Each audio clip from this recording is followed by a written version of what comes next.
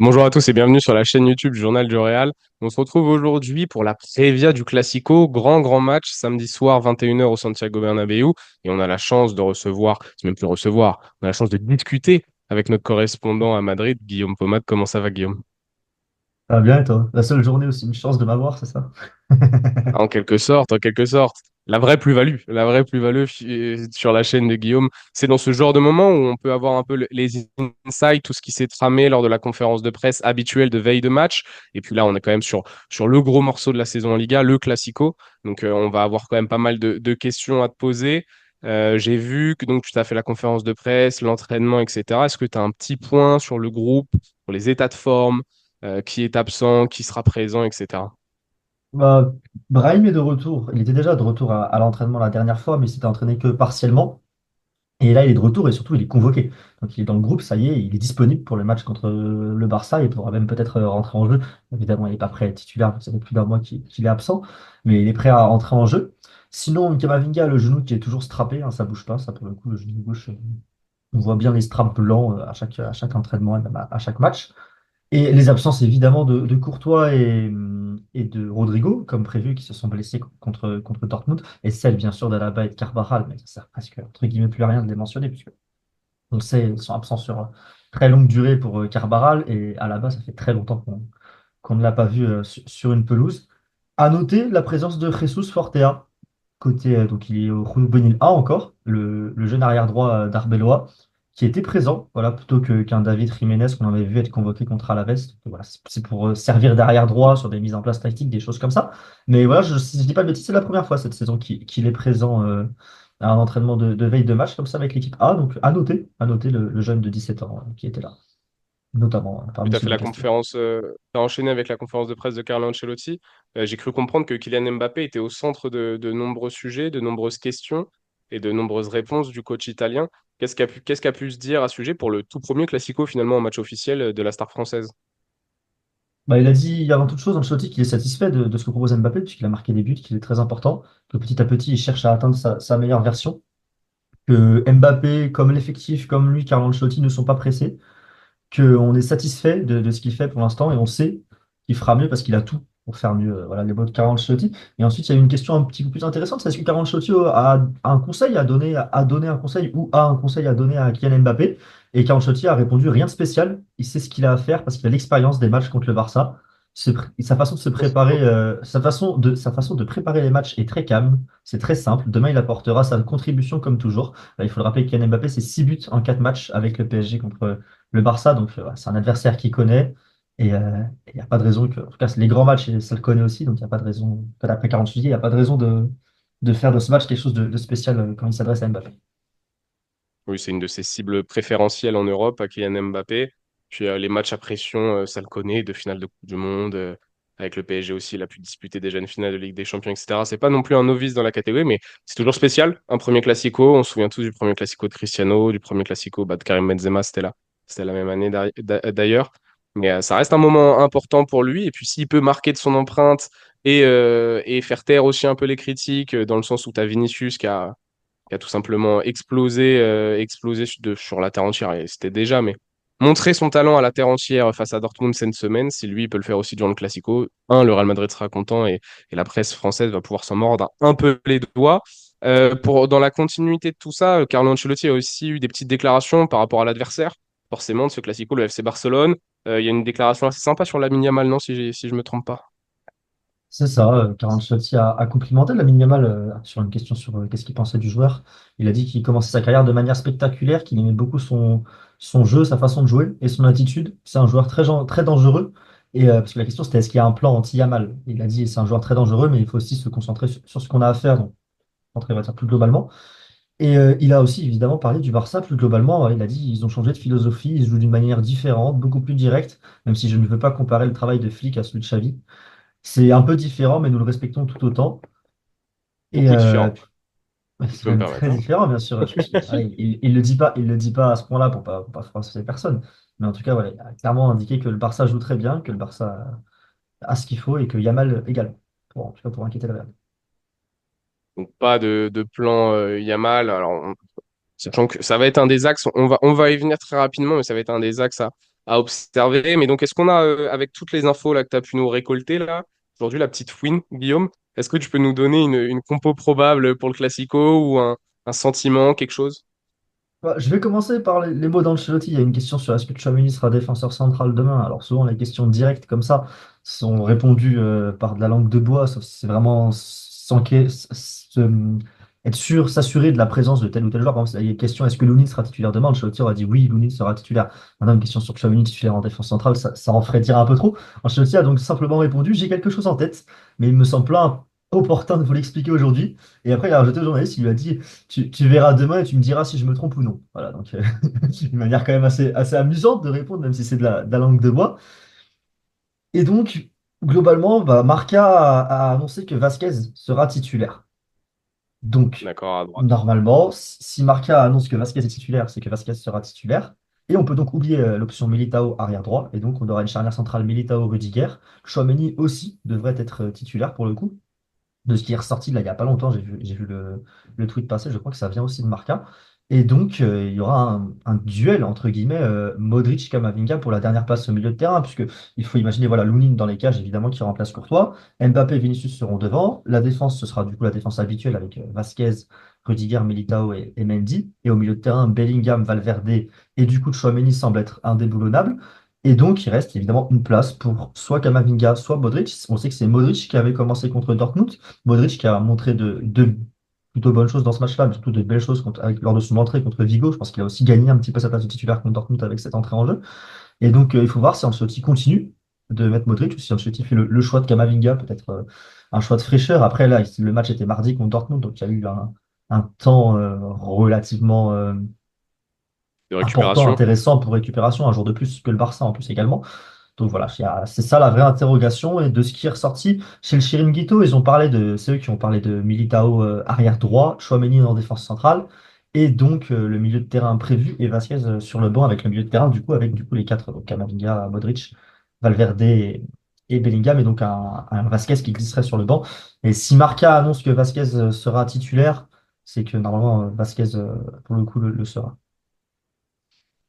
D'accord, donc c'est vrai qu'il y aura un gros duel à surveiller côté gauche de l'attaque barcelonaise et côté droit de la défense du Real Madrid, puisqu'on aura donc Lucas Vasquez qui sera directement opposé à Rafinha normalement, ça sera un des gros duels. On peut compter sur Ferland Mendy peut-être pour restreindre au maximum l'influence de Lamine Yamal, les différences faites par le jeune crack espagnol.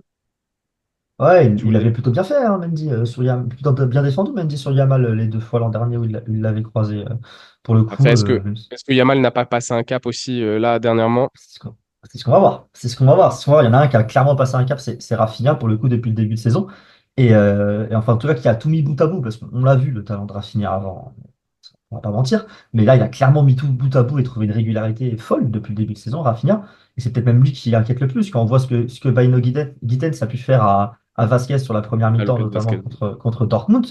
Rafinha, c'est plus fort que Baino Gittens actuellement sur pas mal de points. Donc ça fait Ouais. peur quand on voit ça. Après, il faut Puis quand espérer on a voilà, vu à la sur fin de certaines match. séquences, quand on a vu sur certaines séquences aussi l'impact de Serhou Guirassy, là c'est Robert Lewandowski qui est dans une forme olympique. Il va pas falloir des moments d'errance de la défense centrale du Real Madrid, qui sont pourtant des grands habitués, notamment Eder Militao, à ce sujet. Il faudra être très concentré. Il y aura un vrai duel en fait sur le point faible du Real Madrid, qui est actuellement la défense, l'assise défensive, l'équilibre défensif du Real Madrid, alors que le FC Barcelone, tout comme le Bayern Munich à l'époque de Hansi Flick, est un réel destructeur et va faire mal. Et c'est simple, ils sont à quasiment 50 buts marqués ou plus là déjà.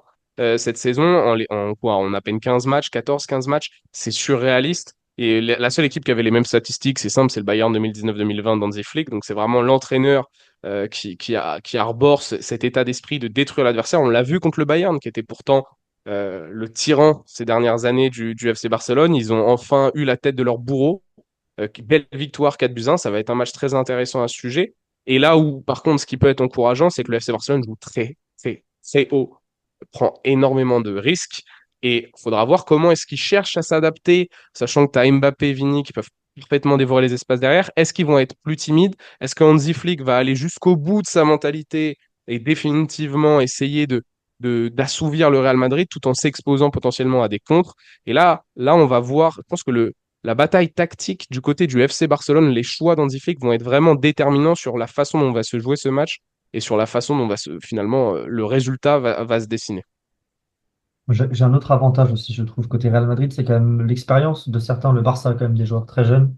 Peut-être qu'il va y avoir un petit côté excès de confiance aussi après cette victoire contre le Bayern, parce que c'est le premier vrai gros test cette saison du Barça, c'était ce match-là. Ils l'ont passé plus que haut la main. Ils enchaînent avec un deuxième directement. Faut savoir se remettre la tête dedans, se dire que pas tout est acquis, que finalement elle est anecdotique, cette victoire, elle devient automatiquement anecdotique, vu qu'il y a un Classico 3 jours après, cette C'est vrai. magnifique victoire, du coup, parce qu'elle est belle, la victoire même si elle a peut-être la petite faute de Fermin sur le deuxième but, elle est belle, la victoire du Barça.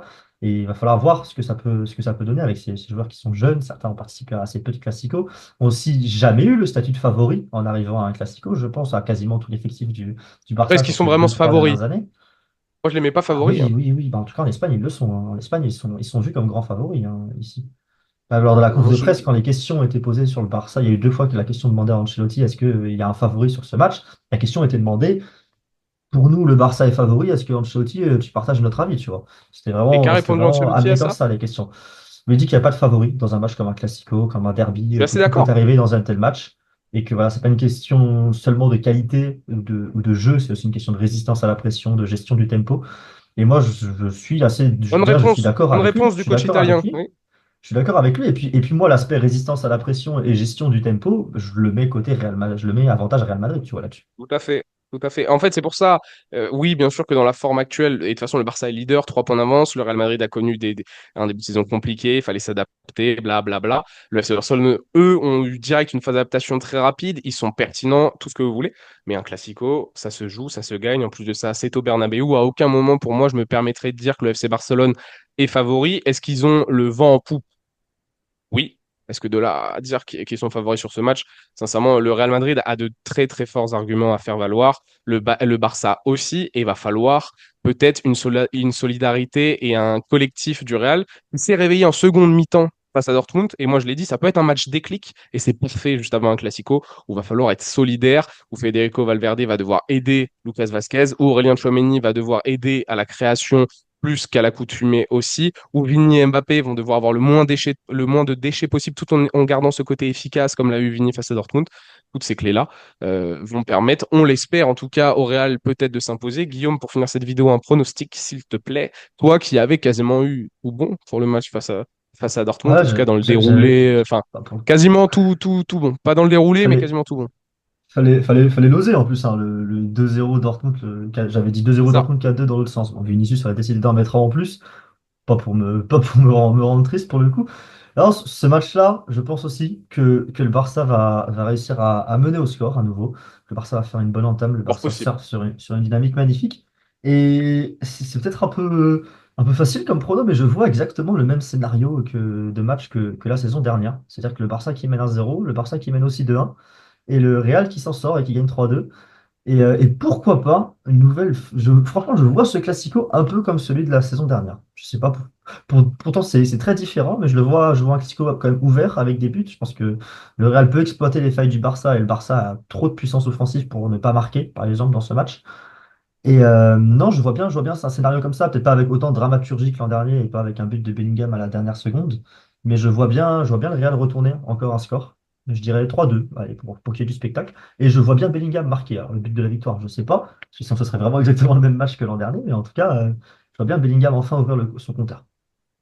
Avec le Real Madrid, de toute façon, on le sait, c'est une équipe à réaction. C'est un peu dommage d'ailleurs sur certaines séquences. Moi, je vois un match très ouvert. Pas vous mentir, je vois un match très ouvert. Il va y avoir des buts, mais je vois en fait l'une des deux équipes mettre un KO à l'autre. J'ai beaucoup de mal à imaginer un match équilibré. Alors, ça contraste un peu avec ce que j'ai dit en disant qu'il n'y a jamais de favori dans un classico, tout ça. Mais je vois en fait une des deux équipes mettre un petit KO à l'autre. Et on va bien entendu plutôt pencher du côté du Real Madrid que je vois bien s'imposer 4-1, quelque chose comme ça, 3-1, 4-1, où le Barça va marquer. J'en suis quasiment persuadé. Il n'y aura pas un monde où le Real va pas subir un moment ou un autre et où le Barça va peut-être trancher. Mais je vois bien le Real les punir. En fait, je vois bien Hans-Dieter Flick mourir avec son plan de jeu sur cette rencontre et peut-être se manger une petite première baffe cette saison. Mais il y a dans un coin de ma tête, il y a aussi une possibilité que le Barça tout se passe comme ils ont prévu et que ça roule sur le Real. Mais j'ai foi. J'ai foi en nos amis blancs. J'ai foi dans le Real Madrid. Donc voilà, 4-1. Allez, on va dire 4-1. Toi, t'es sur un 4-2, c'est ça? 4-2, 4-1, on est à peu près sur 3-2, les 3-2, 3-2 Real, 3-2. 3-2 3-2 pour Real. toi, oui. Le même Moi, scénario que Renan. je vois un match plus serré, je vois un match plus compliqué quand même. Je dis pas que ça va pas être serré dans le contenu, mais je vois bien une des deux équipes prendre un KO. Là, en seconde mi-temps, ça, tu rentres au vestiaire 2-1 Real et allez, 3-1, 4-1 et après, c'est finito. Bah, écoute, merci beaucoup, Guillaume.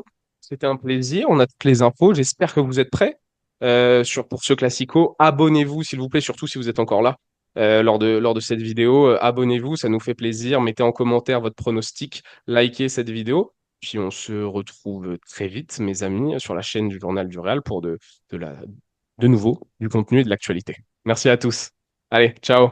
Merci Victor, merci à tous, salut.